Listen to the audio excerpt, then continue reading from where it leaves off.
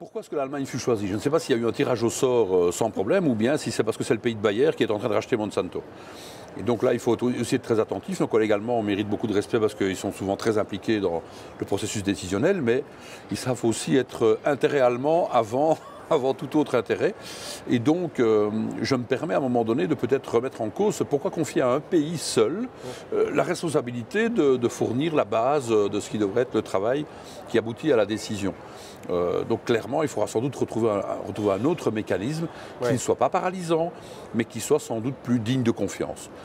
Est-ce que cela passe peut-être par davantage de compétences, davantage de moyens pour les agences européennes? Parce que le commissaire européen l'a rappelé, le budget de l'EFSA, donc l'Agence de sécurité des aliments, ne s'élève que, entre guillemets, à 80 millions d'euros. Alors la somme peut paraître importante, mais quand on sait que l'alter ego américain pèse, lui, 5 milliards, ça pose certainement problème au moment de produire des études qui soient à la fois sérieuses et surtout indépendantes.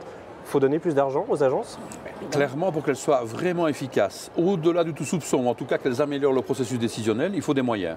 Et ça, dans une Europe aujourd'hui où malheureusement l'ultralibéralisme est un peu trop prégnant, où on veut couper les dépenses publiques le plus possible, moins de fonctionnaires, vous entendez ça souvent dans certains langages, moins de fonctionnaires, moins de moyens.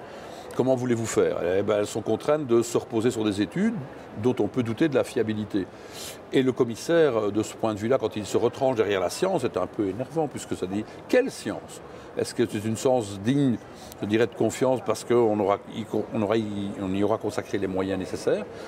Ou non, ou alors c'est des études faites de manière privée et sur lesquelles on s'appuie, mais qui ont peut-être été tronquées pour une partie d'entre elles.